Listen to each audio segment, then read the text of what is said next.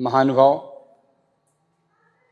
आज मेरा विषय जिस पर हम तत्व चर्चा करेंगे, अहिंसा। जब हम अपने मस्तक पर इस शब्द का प्रयोग करते हैं तो हमारे मन में क्या आता है? अहिंसा क्या है?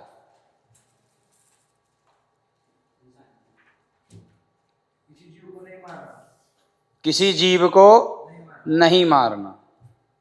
अब मैं आपसे उल्टा पूछता हूं, इसका विपरीत अर्थ क्या होगा? अहिंसा का विपरीत अर्थ क्या होगा? हिंसा। हिंसा किसे कहेंगे? किसी जीव को मारना। हिंसा क्या हो गई? किसी जीव को मारना। और अहिंसा क्या हो गई?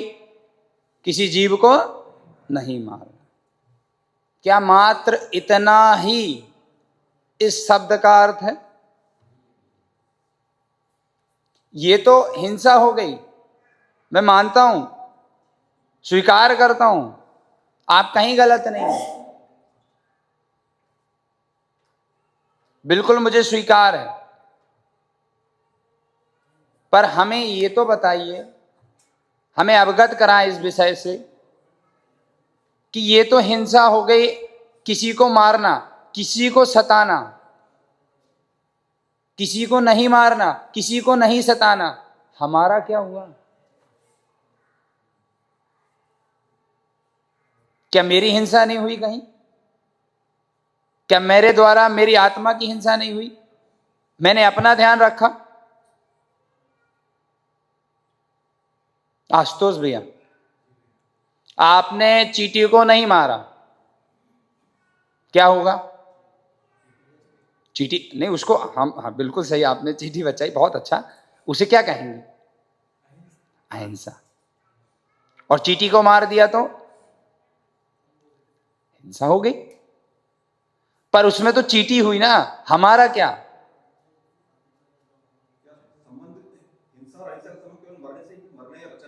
बता रहे, थोड़ा और आगे अपन चलेंगे। हमें पाप नहीं लगा, ठीक है, ये हो सकता है, पर उसमें हम कहां रहे? तो उसके लिए, उस चीज को बताने के लिए कि हम इतनी ही हिंसा की विवेचना कर पा रहे हैं, उसे और सूक्ष्म तरीके से और गहराई तक समझाने के लिए आचार्य अमृतचंद भगवान ने पुरुषार्थ सिद्धि उपाय में उन्होंने लिखा, राग द्वेष भाव का उत्पन्न होना, ये क्या है? हिंसा है। आत परिणामों का घात, ये हिंसा है।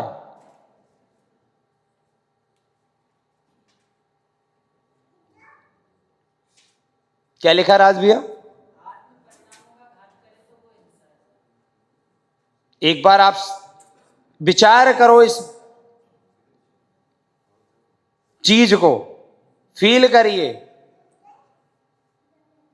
कितना सूक्ष्म वर्णन यहां प्राप्त हो रहा है। आत्म परिणामों का घात करना हिंसा। आप जरा सोचिए, अपना पूरी दिनचर्या निकालिए, उसमें विचार करिए कि हमने ऐसा कब कब किया है जब हमारे आत्म परिणामों का घात हुआ हो, और ऐसा कब कब किया है जिससे हमारे आत्म परिणामों का घात नहीं हुआ हो।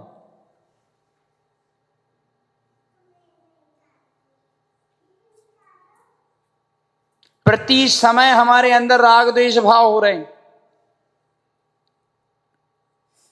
तो हमारे कितनी हिंसा हो गई पंडित जी।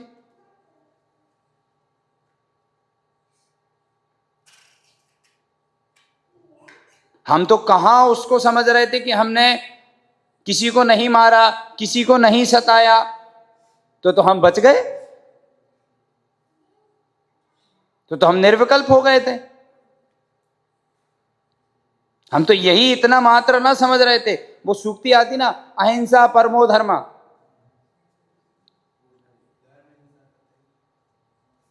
जी बिल्कुल।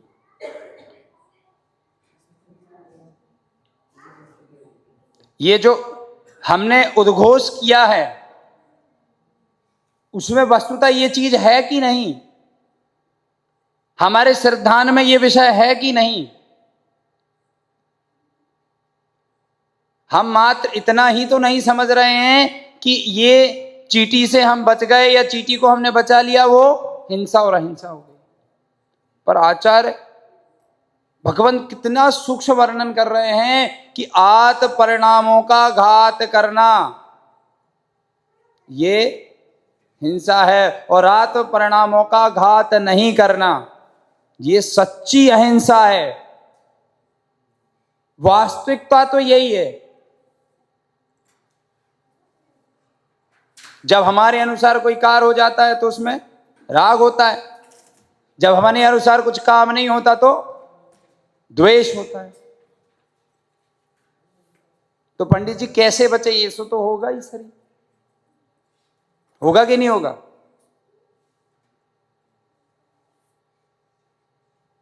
प्रशांत जी भाई साहब, कैसे बचा जाए इससे? कोई बताओ आप कि भाई ऐसे कैसे बच सकते हैं?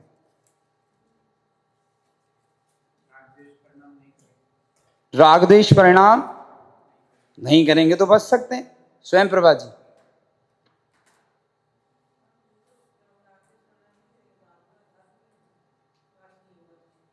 हिंसा हो जाएगी, आप तो एग्री करते हैं? विकास भैया, हम हिंसा करने वाले नहीं। संयम जी, आप हाँ।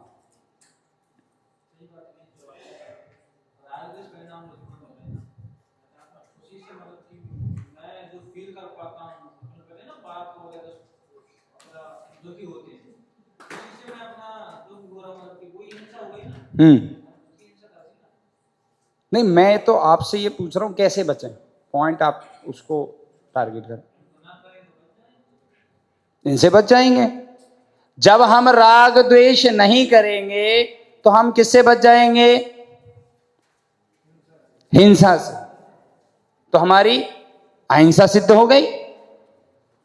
अब राग द्वेष भाव कैसे नहीं करे, उसका क्या लॉजिक है, उसका क्या उपाय है?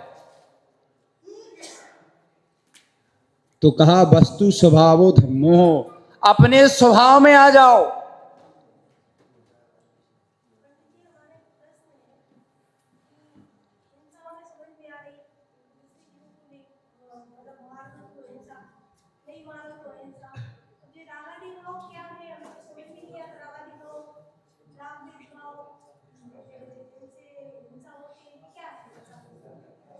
हिंसा एक बार दोबारा।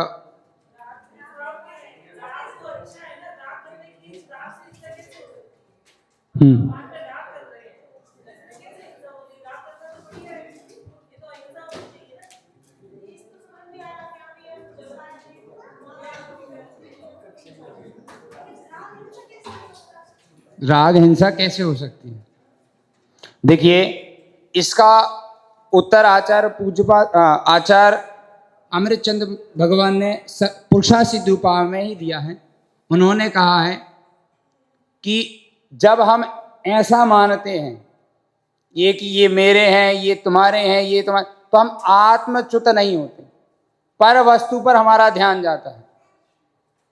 पर वस्तु की ओर जब भी हमारा ध्यान जाता है तो हम आत्मा से विमुख हो जाते हैं, आत्मा से दूर हो जाते हैं, आत्मा से अलग हो जाते हैं। क्या बंदर, छोटा बंदर है, उसके लिए भोजन जरूरी नहीं है? है। अगर वो अपनी मां से दूर होता है तो वह सुरक्षित है कि नहीं है? लेकिन क्या भोजन उसके लिए आवश्यक नहीं है? है, आवश्यक है, पर वो सुरक्षित कहां है? अपनी मां के पास। ऐसे ही आप एक और उदाहरण ले लीजिए, हिरण सुरक्षित कहां है? जब वो जंगल में उस विचरण कर रहा है या अपने आहार के लिए आया हुआ, तब सुरक्षित है, या वो एक स्थान पर खड़ा हुआ है या बैठा हुआ है?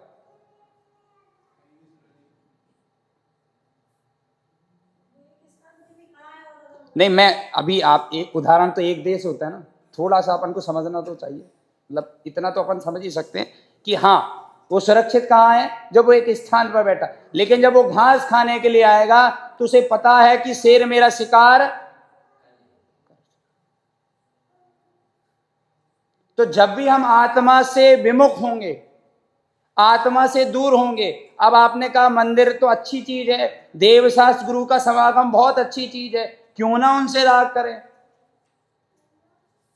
तो देखिए, राग करेंगे तो हम स्वभाव से दूर हैं, क्योंकि राग द्वेष, अच्छा बुरा, ये हमारा स्वभाव है। जी भैया। जैसे उनका एक प्रश्न पे मैं बात करना चाह रहा था, जैसे हमने बाल में जो बच्चे थे ना, जी पाठशाला जी में बात पढ़ी थी कि किसी भी जीव को मारना, सताना, दिल दुखाना, उसका नाम हिंसा है। जी जी। हमें किसी चीज को यहाँ पे समझे ना हम्म। कि किसी भी जीव में मेरा जीव आत्मा के नहीं आता है, और मेरे जीव सताने का मतलब है दुख पहुंचाना। तो जब मैं किसी भी जीव में अपने जीव को दुख पहुंचा रहा हूँ, उसका कारण क्या है? ये राग द्वेष करके, वो राग द्वेष करके तो पहुंचा रहा हूँ। तो ये बात भी सिद्धि करने लायक है कि राग द्वेष से भी दुख होता है। उसका विषय यद्यपि अलग है, लेकिन समझने लायक। तो जब मैंने राग द्वेष करके अपने जीव को दुख पहुंचाया, इसका मतलब मैंने हिंसा की। जी हाँ, बहुत बढ़िया, ये भी अपन कह सकते हैं, पर वो थोड़ा सा उनको राग द्वेष के बारे में नहीं पता, तो अपन इस तरीके से। उन्होंने बहुत अच्छा कहा, आपने अगर सुना हो तो नोट डाउन करें आप उसको, थोड़ा सा अच्छा हो जाएगा। चलिए, हम कहाँ थे? अपने स्वभाव की ओर। जब हम अपनी आत्म स्वभाव में आएंगे, जब हम आत्म तत्व में आएंगे, तो राग द्वेष से बचा जा सकता है।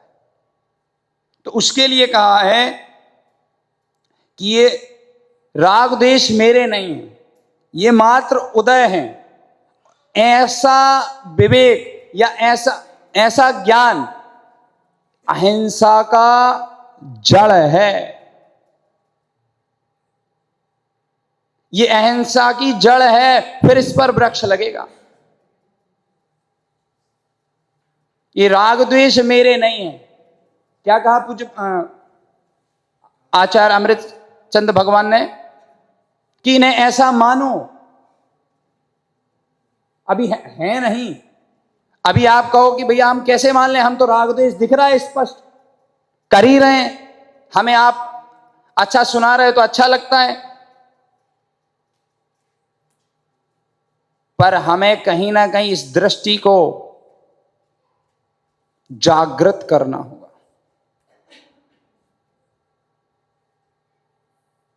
वस्तु का स्वभाव समझना होगा, और वस्तु के स्वभाव को समझने के लिए सबसे पहले हमें 4 सिद्धांत पर चर्चा करनी है।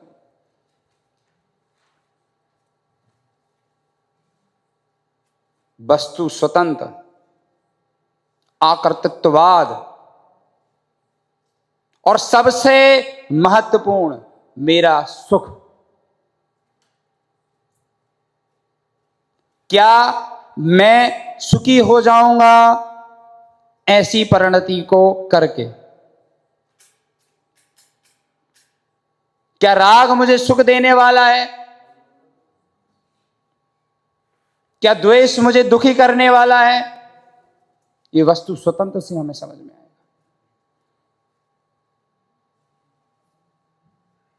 ये आकर्तृत्ववाद से हमें समझ में आएगा। जब हम सुख की ओर दृष्टि करेंगे तब हमें समझ में आएगा। अहिंसा का विषय बहुत गूढ़ है। अहिंसा को सिरोधार करना चाहिए।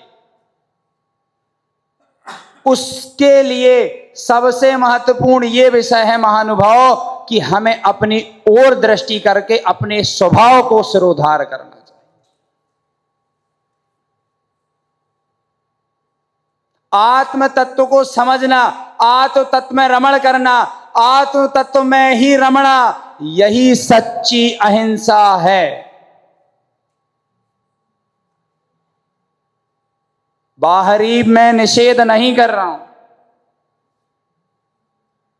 बाहर ये क्रियाएं होंगी ही होंगी।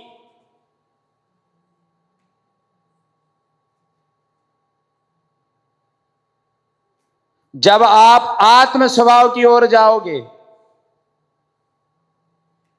तो ये सब चीजें जो बाहर होगी आप करोगे ही नहीं।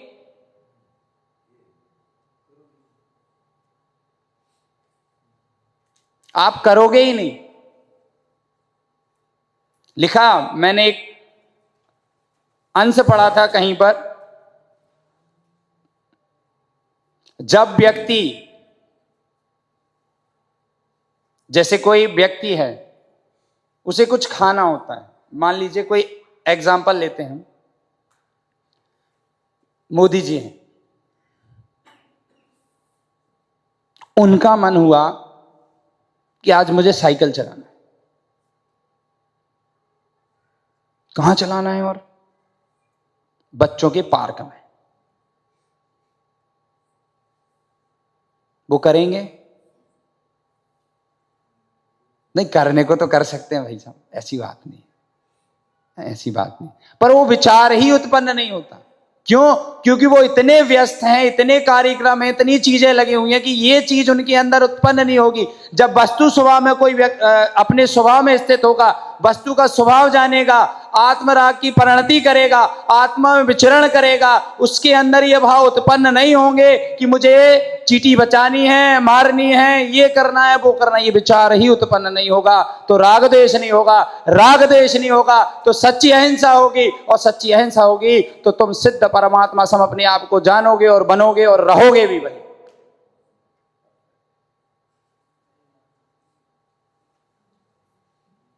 ऐसा होना बिल्कुल नियम से होगा, अकाट्य सत्य है ये, इसमें कोई संशय नहीं। अहिंसा आपका स्वभाव है, ना कि कोई नियम, व्रत, संयम।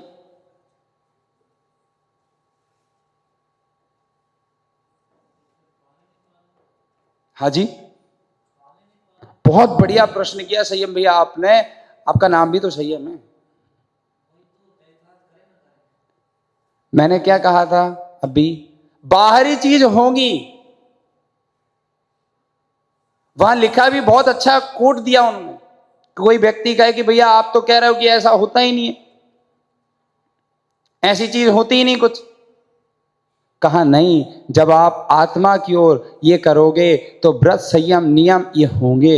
होंगे से मतलब बाहरी क्रिया में दिखेंगे। अब आप बताइए, आप आत्म रमण में हो, कहां आप हिंसा करोगे?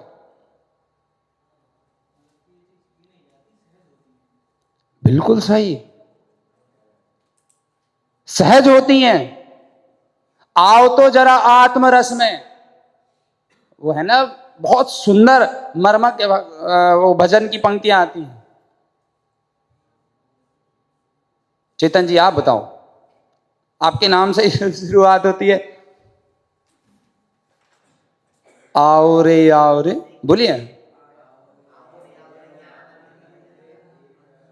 उसमें पूरी ये भजन की एक पंक्तियां, उसमें सब बताया गया कि जब आत्मा के ज्ञान में, आत्मा के रमण में, चेतन में आओगे तो सारे रस भूल जाओगे। सिर्फ एक ही रस आएगा, क्या? ज्ञान, ज्ञान, ज्ञान, ज्ञान और ज्ञान। स्वस्थ होने के बाद व्यक्ति खेलता कूदता है, बीमारी की बैठ पकड़ के नहीं बैठता, वो तो खेलता कूदता है। आप भी स्वस्थ हो, आप भी अहिंसक हो, आप भी त्रिकालिक ध्रुव का दृष्टि करोगे तो आप भी आत्मा रस की ओर अग्रसर होगे और बढ़ोगे और उसे आप अनुभव में भी लाओगे। होगा, सहज होगा, व्रत नियम भी होंगे, सहज होंगे, खींचतान नहीं होगी। सहज होंगे, सब होंगे, क्यों नहीं होंगे। कहा है भाई 2 प्रकार की हिंसा है, माफ करें, अहिंसा है। जी भैया। जैसे किसी को राग द्वेष की कमी नहीं, राग द्वेष का अभाव नहीं हुआ, हाँ लेकिन कोई व्यक्ति फिर भी मेरे को राग द्वेष का अभाव नहीं हुआ, लेकिन चींटी निकल के जा रही है, मुझे उसको बचाने का भाव भी आ रहा है, हाँ हाँ। और अहिंसा वो कहलाई ही नहीं कहलाई। कोई ऐसा मानता है, आपका जो प्रश्न है उसे दोबारा अपने आप को समझने के लिए, कि चींटी निकल रही है और मेरा राग द्वेष का अभाव नहीं हुआ है और मेरा भाव है कि मैं उसे बचा लूं, तो उसे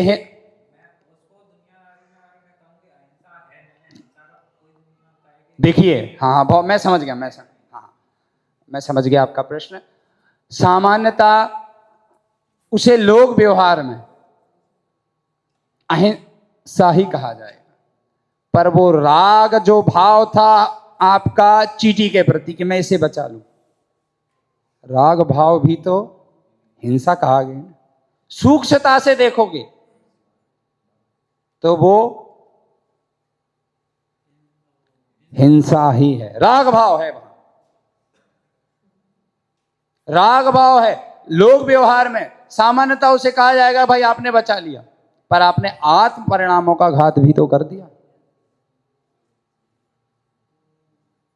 बचाएं कि नहीं बचाएं, आपका प्रश्न है। बिल्कुल बचाएं, होगा ही, पर जब आप अपने आत्मरम में हो जाएंगे तो ये क्रियाएं नहीं होंगी, विचार ही नहीं आएगा। जी भैया आशुतोष।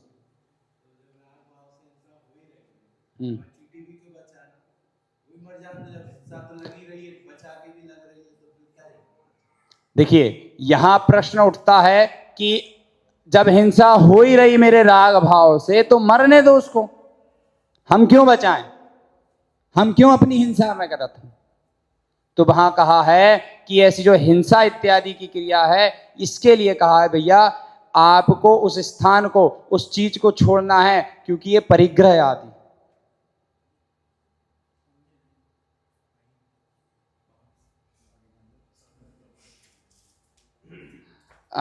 जो आपका भाव है कि मैं हिंसा, प्रश्न क्या था, हाँ, कि जब वो चींटी मर ही रही है, चींटी को हम बचा ही रहे हैं, तो वो भाव कैसे हैं, राग भाव हैं। तो चींटी मरेगी तो उसे हिंसा कहा, तो हम चींटी को मर जाने दें, उससे तो बेहतर है हम चींटी को मर जाने दें। तो कहा हिंसा आदि जो हैं, इसका स्थान जो बताया है, परिग्रह आदि जो बताए हैं, झूठ चोरी कुशील जो बताई है, ये सब उसी में गर्भित कर लिया जाता है, किसमें, हिंसा में। इसीलिए कहा है कि भैया ये सारे भाव कैसे अहिंसा हिंसा रूप हैं, या ये जो भाव आपके आ रहे हैं कि भाई उसे मर जाने दो या हो जाने दो, ये हिंसा रूप ही माने जाएंगे, इसीलिए उसे बचाना चाहिए। लोक व्यवहार तो यही कहता है, बिल्कुल बचाना चाहिए। जी आपका एक और दोबारा से,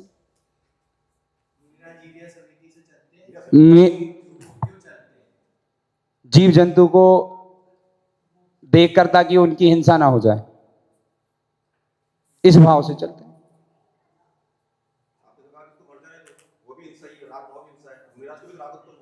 नहीं, जितना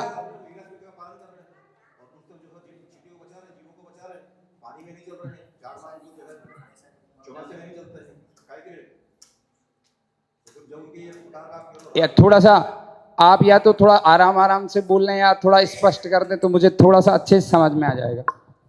मुनिराज ईरा समिति का पालन करते हुए चलते हैं, तमाशे में नहीं चलते हैं। आपने कहा कि चींटी फिर जो मर जाने तो वो नहीं, मैंने ऐसा नहीं कहा मर जाने दो, नहीं मैंने ये नहीं कहा। तो क्या हुआ, मतलब चींटी का, जब चींटी है उसको बचाने का भाव राग है और वो भी हिंसा है, और चींटी को मारना वो भी हिंसा है, जी क्या करें, चींटी को मर जाने देंगे? बचाएं? नहीं, क्या बचाना चाहिए। करें? हिंसा का दोष तो आपने कहा कि उस समय भी लगा, फिर क्या करें? उस समय जब देखिए हम जिस स्थिति में हैं उस स्थिति अनुसार कार्य होगा। जिस स्थिति में है हम, अगर वहां पर हैं और चींटी को दिख रहा है तो स्थिति अनुसार कार्य होगा, उसे बचाया जाएगा। हाँ, मैंने माना कि राग भाव तो है तो हिंसा का दोष तो लगेगा, लेकिन उसे बचाना भी होगा।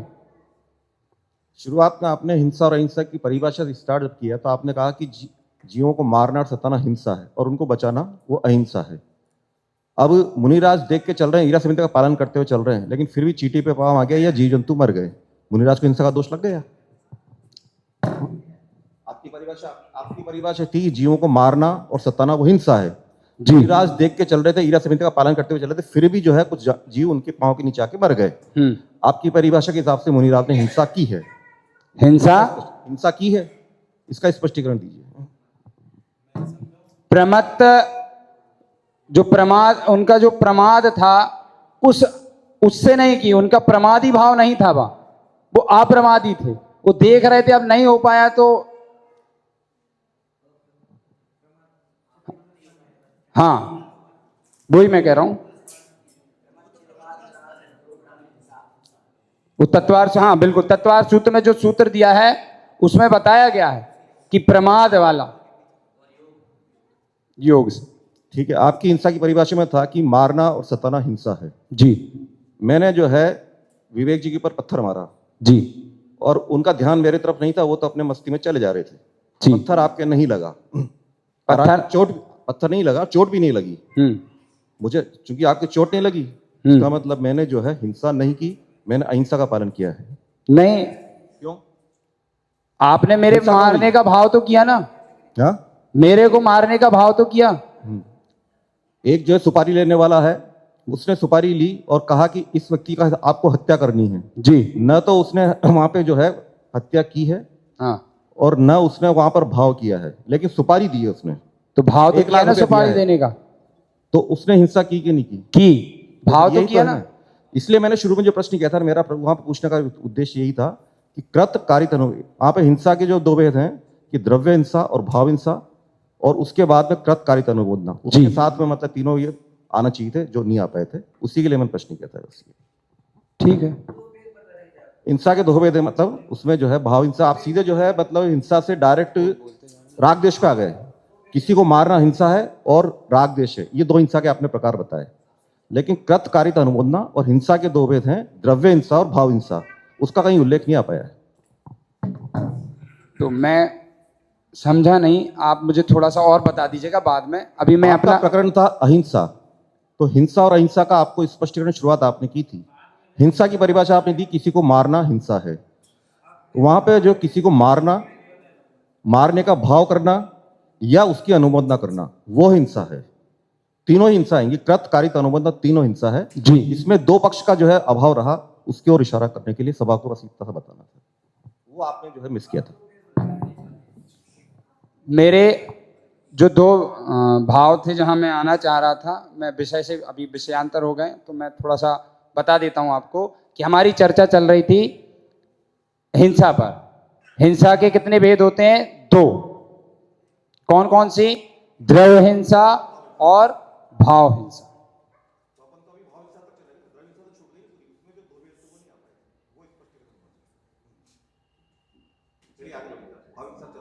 नहीं, मैं अभी एक्सप्लेन कर रहा हूं ना उसको, भाव हिंसा और द्रव्य हिंसा को। तो जब हम हिंसा के बारे में पढ़ते तो हिंसा कितने प्रकार की है? दो प्रकार की। कौन कौन सी? एक तो द्रव्य हिंसा, दूसरी भाव हिंसा। द्रव्य हिंसा किसे कहते हैं? किसी जीव को मारना, प्राण का घात करना, दुख पहुंचाना, चोट पहुंचाना, कष्ट पहुंचाना, ये क्या है? द्रव्य हिंसा। भाव हिंसा क्या है? अपने आत्मा के स्वभाव का घात करना, ये क्या है? द्रव्य हिंसा है।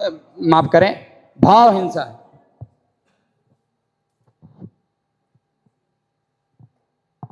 समझ में आया? जब आप किसी को मार रहे हो, सता रहे हो प्रत्यक्ष रूप से, तो वो क्या हो जाएगी? द्रव्य हिंसा। और जब आप वो परिणाम कर रहे हो, अपने स्वभाव से च्युत हो रहे हो, राग द्वेष कर रहे हो, वो क्या है? भाव हिंसा। चलिए, समय बहुत हो चुका है, आज हम इस विषय पर इतना ही विराम देते हैं। इसे आप यूं समझ लें, 2 मिनट का और समय लेते हैं, यूं समझ लें आप कि ये आपके जीवन का महत्वपूर्ण विषय है। आप जब ये समझेंगे कि हिंसा क्या है, अहिंसा क्या है, तो आपके अंदर ये भाव जागृत होगा कि भाई मैंने क्या किया है, अब मुझे सिर्फ और सिर्फ एक ही काम करना है, अपनी आत्मा की ओर, अपनी आत्मा का ध्यान, अपनी आत्मा का साधन और अपनी आत्मा की ओर दृष्टि करना। जब हम ये करेंगे तो हमारे अंदर ये चीज उत्पन्न होगी। ना हम किसी को मारेंगे, ना किसी को सताएंगे, ना स्वयं को मारेंगे, ना स्वयं को सताएंगे, और यही सच्ची अहिंसा है। बोलिए अहिंसामय विश्व धर्म की जय। इसी के साथ प्रवचन प्रशिक्षणार्थी प्रवचन के क्रम में अगले प्रवचन अंकुर जी के रहेंगे।